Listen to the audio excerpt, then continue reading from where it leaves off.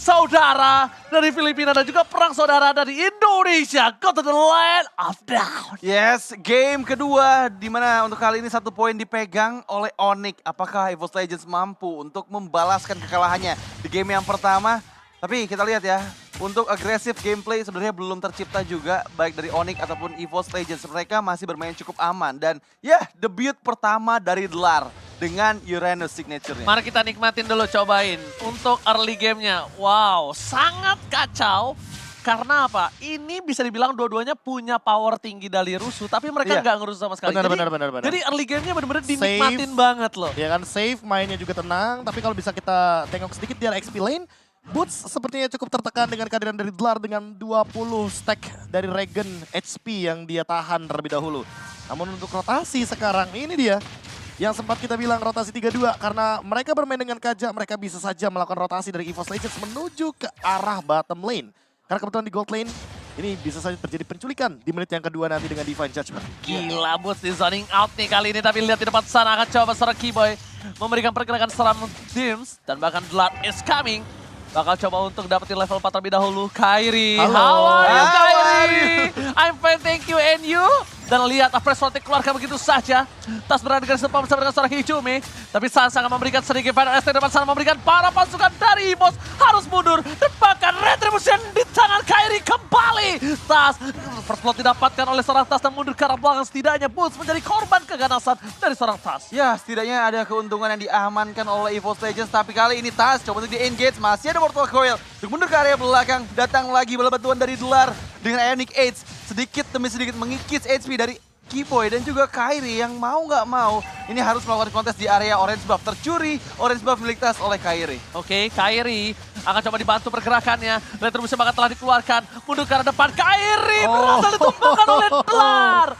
Dlar berhasil menumbangkan Kairi. Tapi ini bukan siapa yang paling ganteng, tapi siapa yang paling kuat di tim fight sebelumnya. Ya, pick off akhirnya tercipta dari seorang Dlar. Di mana Kairi di sana yang menjadi target utama karena terlalu lama menahan damage dari Ionic Age-nya. Tapi di sisi lain, Hijumi solo kill? Iya, solo solo kill kill. oleh Suns. Oh, ini efek burn dari Magic Worship-nya nyala, Profesor. Iya, yang nantinya tanggal 27 Juni akan berubah nama jadi Lethal Ignition ya kebetulan. Dan untuk sekarang dengan Tas yang tadi kecurian satu orange buff level mungkin akan dipegang terlebih dahulu oleh Kairi. Namun dengan satu takedown dari Dlar, ini setidaknya men-shutdown Kairi untuk tidak menimbulkan Farming gap lagi. level lebih tinggi Iya. tentunya. Karena takutnya nanti kalau misalkan gap levelnya udah tinggi, turtle kedua, turtle ketiga bakal sulit dikontes oleh teman-teman dari EVOS Legends. Dan cewek hampir terkena Renner Sapati barusan. Lewat begitu saja peluru dari sniper Beatrix. Hanya saja tidak mengenai target. Dan Oke, yang sekarang dituju all in. adalah seorang Dreams. Tapi Keyboy akan dipukul mundur ke arah belakang. Penestek pun telah dikeluarkan spray down dari seorang Franz. Decimate is on point. Again, Tas mengganas kali ini. Dan mungkin ini yang bisa kita bicarakan. Kalau misalnya Tas memakai hero yang cukup agresif, dia punya power yang lebih tinggi ketimbang dia harus pakai hero yang cukup pasif dari sini. Ya, bener banget. Dimana untuk di early game kedua kali ini, EVOS Legends loh yang megang kendalinya. Dari segi point kill mereka unggul, dari segi gold mereka amankan juga. Jadi membuktikan bahwa EVOS Legends cocok banget nih dengan gameplay early game yang agresif, terutama dengan membawa Martis as a jungler untuk Tas. Ya, Oke. ini hero amannya lah buat Tas. Apalagi dengan dari tadi ya, Decimate-nya selalu on point. Dan ini dia, turtle kedua yang dari tadi kita bicarakan. Apakah akan tercuri oleh EVOS Legends? Oke, ada Keyboy di sana, terrorist dikeluarkan bersama dengan satu buah Venom Strike. Bahkan di sana kembali lagi diamankan oleh seorang Kairi. Kairi is coming, membuat para pasukan dari EVOS benar-benar harus mengakui dan harusnya mereka udah punya strategi untuk membungkam tangan Kairi dari Retribution-nya. Ya, Kayaknya harus kayak gitu deh, karena udah nggak bisa lagi. Nggak bisa lagi, Dit. Kalau misalnya cuma hanya di zoning out itu kayaknya Bukan jawaban. Bukan jawaban, Iya. nggak Mungkin cukup. Divine Judgment kali ya. Butuh Divine Judgment dari Dreams menuju ke arah Kairi agar setidaknya Tas bisa mengamankan Retribution tanpa adanya kontes sama sekali. Ya, tapi masalahnya Divine Judgment tuh terlalu mahal nggak sih kalau misalnya fokus ke arah Kairi? Karena nanti ceweknya bakal free, Sansnya pun bakal bisa ngasih follow up damage untuk bisa memberikan proteksi kepada Kairi. Betul, aku emang setuju mahal. Tapi gini, kalau case-nya nanti akan ada Lord 18, itu case-nya berbeda sih. Kayaknya udah boleh sih ganti target dan untuk sekarang Suns mungkin akan ditargetkan Decimate dan sepertinya tidak jadi. Dibalikan kembali keadaan di depan sana, Tas akan ditumpangkan dengan Apres Sword. Tadi dihabisi sama Tas, diejam-ejam sama Tas. Tapi kali ini Kairi langsung mengketok kepala Tas, langsung benjol sadadanya. Untungnya ada Cyclone Eye juga tadi yang ngebuat Sunset setidaknya masih bisa selamat dari sergapan Tas yang benar-benar agresif banget masuk ke dalam jungle. dari Onyx. Tapi once again, Wah. lihat gimana pergerakan dari Dlar ya. Ya, Selalu karena cutting minion. Dia udah punya Oracle sekarang. Iya. First itemnya bukan Dominance Ice, bukan Enchanted Talisman, Oracle. Karena Dia dia mau nggak- boosting Regen HP-nya Dia nggak agar harus bunuh. Iya, dia nggak harus take down. Yang penting dia sustain di lini depan agar tadi tugas zoning out yang benar-benar harus dilakukan oleh kubu EVOS Legends terhadap Kairi ini masih menjadi tanda kutip PR sampai di game yang kedua kali ini minimal. Ya, Hunter Strike udah dipegang juga sama Tas, jadi damage yang dihasilkan akan semakin sakit lagi, tapi pressure ke area bawah. Oke, tertangkap langsung ada Keyboy mencoba melakukan 1-1, tapi nampaknya masih gagal. Double Tyrant Reds terpakat, triple Tyrant Reds diamankan Keyboy. 1 poin kill langsung mahal, Brans ditentukan seorang cewek. Aku pun melihat tiba-tiba ada seorang Tas langsung decimate, shot point. Looking for double kill, berhasil digocek Keyboy. Lihat permainan dari Keyboy kiri kanan depan belakang berhasil menggocek dan bahkan melewati tembok yang sangat tinggi. Wow, ini yang kita tunggu-tunggu, gameplay dari EVOS Legends yang berbeda dibandingkan game yang pertama tadi. Mereka sangat percaya diri sekali dengan game yang kedua ini dan bahkan seperti Turtle yang ketiga akan pertama kali di-secure untuk EVOS Legends. Oke, push akan membuka ke arah depan. Retribution di tangan dari seorang Tas. No perfect turtle for this time. Bahkan push terlalu sakit, damage yang diberikan membuat dirinya harus mundur ke arah belakang. Tidak berhasil untuk membungkam siapapun di depan sana. Ya, nggak berhasil untuk membungkam siapapun, tapi balik lagi. Ini udah ada perpindahan laning, tapi di area river. Steven Jasmine langsung akan coba didapatkan. Keyboy flicker ke arah depan. Tapi Tas udah punya decimate, ini yang harus diperhatikan oleh para pasukan dari tim Onyx, Radit. Ya, harus mulai berhati-hati karena sekarang 4-man moves, bahkan 5 player dari Onyx ini bersiap di area top lane sana untuk mengantisipasi Brans yang fokus mendapatkan beberapa hit lagi dari outer turret di area top lane dari Onyx. Oke, pertanyaannya adalah apakah Wind of Nature akan secepat mungkin dibuat oleh cewek karena di posisi kali ini dia walaupun sedang pegang kendali di arah bottom lane tapi bukan berarti dia sepenuhnya mengendalikan permainan. Poin kill 3 dibanding 5. Tentunya EVOS cukup berimbang di game kali ini. Hanya saja Dlar ini akan menjadi PR yang luar biasa bagi teman-teman dari Onyx karena masih belum ada efek dari life drain. Entah dari Dominance Ice, Necklace of Dragons atau bahkan Sea Halberd untuk mendinai Regen yang begitu powerful dari sosok Uranus. Yes, Iya. dan bahkan Uranus kali ini power banget dari bottom lane. Dan Hijau Miracle kembali terjadi, dipalaskan. Dan ini dia, panasnya kedua belah tim Indonesia sama-sama berkompetisi untuk bisa menuju ke babak selanjutnya. Conceal Gaming telah didapatkan, menuju ke Renor Apathy di belakang sana, tidak dikeluarkan oleh seorang Brans dan masih dikeker. Tidak terlalu impactful, tapi impact kalau misalnya Defense Judgment menuju ke arah seorang Keyboy.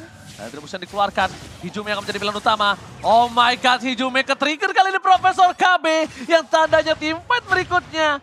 Tidak akan ada Cold Altara dan juga Profesor. Ya, masalahnya tinggal 20 detik lagi sebelum Lord yang pertama hadir di bagian bawah.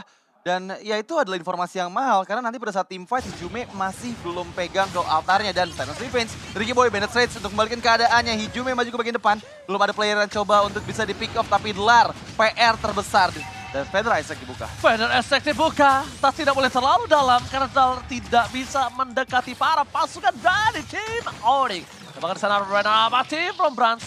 Kalau kena terhadap seorang burung Sans ini akan cukup berbahaya. Dan bahkan ada Dlar, bakalan coba di all in. Damage-nya udah mulai lumayan sakit, harus coba di respect. Mencoba di Kate begitu saja. Para pasukan dari EVOS Legends. Mereka akan coba untuk melakukan teamfight. Hijume udah staying by on position. Keyboy juga sudah berada di posisi yang tepat. Tapi mereka nampaknya akan coba fokus ke arah Sans. Kenapa? Karena Sans memiliki damage yang besar. Flicker telah dikeluarkan. Drips ke konsil kembali. Brans kali ini memiliki satu buah Renornya. Apakah cukup? Renor Apathy from Brans. Depakan Brans save the day. Berhasil mendapatkan Lord kali ini. Dibalikan kembali keadaan yang dia miliki. Tas terbang di depan sana. Crossbow of Death. Dan seorang cewek berhasil terbang ke udara. Walaupun mendapatkan impact yang tidak terlalu maksimal. Tapi Pulse menyelesaikan tugas dari seorang cewek. Dan itu eksekusi yang terlalu dalam sepertinya dari Boots. Dia masih bisa Dipaksa. melontarkan electrifying beats-nya.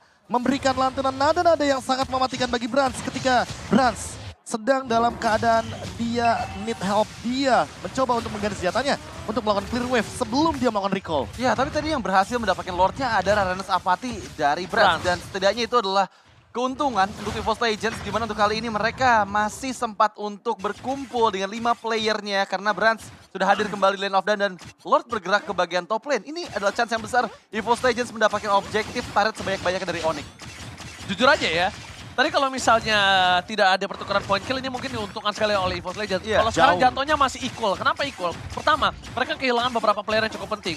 Dan kedua, kenapa mereka tetap berada di posisi yang tidak rugi? Karena 3 laning phase mereka terdorong. Dan ini agak sedikit tricky. Kalau misalnya inner turret dari Onyx ini dipecahkan, tricky-nya adalah apa? Kalau mereka itu punya Magic Sentry loh. Itu poin penting juga loh Profesor KB. Ya, Magic Terkadang Sentry- ngelepas inner itu tuh penting. Karena mau gimana pun Magic Sentry ini akan berimpact ketika kita dalam loose condition ya. Kita bisa mengetahui di mana musuh kita berada. Atau setidaknya kita bisa jalan dengan rute yang lain, ya kan, rotasi yang lain. Agar tidak terkena efek ganking di dalam rumput-rumput yang penting. Apalagi dalam keadaan musuhnya dikejar dari Onyx. Ya. Dreams, dia punya Divine Judgment dan Divine Judgment-nya on point sekali menuju ke arah Keyboy. Jadi kita tidak kaget nanti kalau seandainya akan ada penculikan yang manis dari kubu EVOS Legends. Ya, untuk di menit yang ke-11 ini sebenarnya pressure masih dimiliki sama EVOS Legends. Mereka udah nguasain banget dari 3 lane Onyx, ID, dan bahkan dari tadi Delar ya yang selalu memainkan wave minion yang membuat mau nggak mau Onyx ini nggak bisa berkumpul dan bermain teamfight secara 5 orang secara langsung. Benar Apache terhadap seorang burung Suns kali ini hampir saja tumbang setengah darah dan harus di-respect. Dan dari segi itemnya Profesor KB Wah, silahkan. on the way ke arah Berserker's Fury, cewek dengan build itemnya yang kali ini menuju ke arah kritikal karena dia pun bikin ke arah Windtalker. Jadi kita nggak kaget kalau nanti dia tiba-tiba bikin ke arah satu buah Scarlet Phantom. Tapi untuk Boots, out of nowhere dia tiba-tiba sudah memiliki gold yang begitu berlimpah. Dan untuk saat ini sengaja dihancurkan nih top lane dari Inner Onyx. Karena setidaknya dia membuka untuk vision dari Magic Sentry ketika nanti dibutuhkan di pertandingan Lord selanjutnya. 17 detik sebelum Lord akan muncul dan ini adalah Lord Enhance. Jadi mungkin agak sedikit berbeda skenarionya daripada game yang tadi di menit yang ke-10. Oke, tapi masih coba untuk mengontrol semua area semak-semak dari EVOS Legends. Ada Keyboy di sana yang sudah melakukan vision untuk mendapatkan informasi penting dari para player EVOS. Brands berada di posisi yang cukup aman, tapi di bagian depan sana Tas bersiap untuk memberikan kontesnya kepada seorang Kairi sambil menunggu positioning dari Delar yang selalu memanfaatkan wave minion di sisi tengah dan juga bawahnya. Delar ini dari early game, dia tuh sampai ke arah base turret loh kalau kalian sadar. Iya. Dan ini yang gue bilang, kalau misalnya Magic Sentry udah bisa dibuka oleh para pasukan dari Onyx, ini akan menjadi keuntungan untuk dirinya sendiri. Keyboy, akan ada satu informasi telah diberikan. Kairi sudah berada di garis depan. Delar mencoba untuk datang.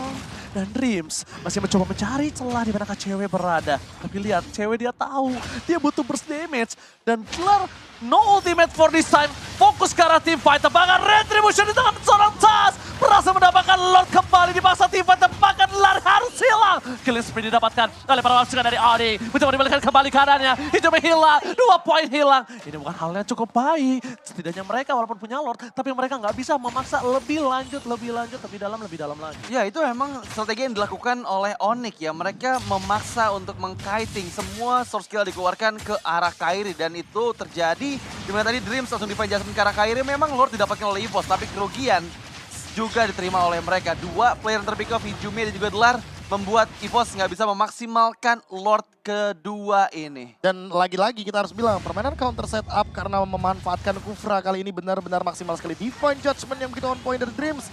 Plus ternyata sedikit misplay seperti yang terjadi. Delar yang menghindari Cult Altar dan Cult Altar terbuka artinya Hijume juga akan tertinggal di lini belakang sehingga membuat EVOS Legends disengage di waktu yang tidak bersamaan. Mereka satu-satu mundurnya dan hal tersebut yang mungkin harus dihindari lagi ketika terjadi teamfight nanti di next Lord. Oke, kali ini EVOS Legends memegang kendali atas leading phase yang mereka miliki. Tapi Lord yang ke-12 ini, jujur, menurut aku adalah rugi banget.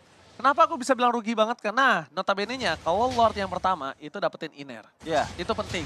Kalau nggak dapetin inner, itu nggak cuan. rugi. Ya, Lord 12 wajib dapetin 1 base turret. Kalau 1 base turret nggak dapat, berarti dia nggak cuan.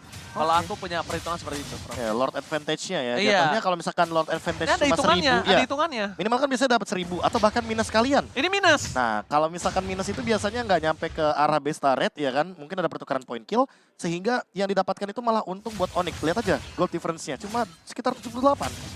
Dan tidak beda jauh jadinya. Jadi tidak terlalu impactful. Dan ini tadi. pertama kalinya loh, EVOS dari beberapa match yang tadi kita lihat ya, historical mereka melawan Onyx, mereka selalu tertinggal cukup jauh di early game. Ini udah mau masuk ke arah late game, mereka bahkan nggak ada gap gold sama sekali dan sejauh ini dari segi objektif Lordnya masih dipegang oleh EVOS Legends. Apakah ini teori mimpi Dlar? dari Drax? Enggak, atau apakah ini Dlar Effect? Ya, Dlar Dlar effect effect. atau jawabannya dari di Dlar, itu yang sempat kita pertanyakan tadi. Apakah ini akan membawa mood yang begitu positif bagi teman-teman dari EVOS Legends, apalagi setelah melihat 30 detik lagi menuju ke arah Lord yang ketiga. Lord yang begitu penting nantinya untuk kita saksikan juga bagaimana kontes dan perebutannya. Apalagi dengan beberapa kali kita melihat setup dari Kiboy yang masih belum berbuah manis karena terlalu banyak Purify daripada teman-teman EVOS Legends itu sendiri. Ya, nanti team fight-nya ini bakal benar-benar besar banget karena semua source spell aktif dari Onyx maupun dari EVOS Legends, jadi bakal ada team fight yang besar seperti sekarang. Oke, Kiboy seperti biasa cewek? akan coba untuk memberikan sedikit distraction. Cewek, dia kebuka sedikit aja, batang hidungnya langsung membuat dirinya terkena Rena Rahpati. Ini Brans damage-nya udah besar. Dan lihat Dlar, dia akan meng-cutting 2. Just in case ini Onyx pegang dari Lord-nya, ini mereka tidak akan bisa langsung mendorong dengan maksimal. Tapi tas di depan sana, Terus dikeluarkan, fokus ke arah satu buah tembakan. Tembakan peringatan, Brans harus menurunkan bakal bersama dengan flickernya, coy. Dia udah memberikan sedikit distraction, dan bahkan tas gak bisa masuk lebih dalam lagi. Retri bisa di tangan Kyrie. Dan bahkan ini dia yang sudah ditakutkan oleh Dlar. Dan ini yang dibuat Dlar, impact yang sangat besar. 2 wave di cutting langsung dan pakan. Keuntungan di tangan dari EVOS Legends. Mereka membayar semua lot yang didapatkan dengan adanya satu buah crossbow. Sayang sekali. Looking for triple kill.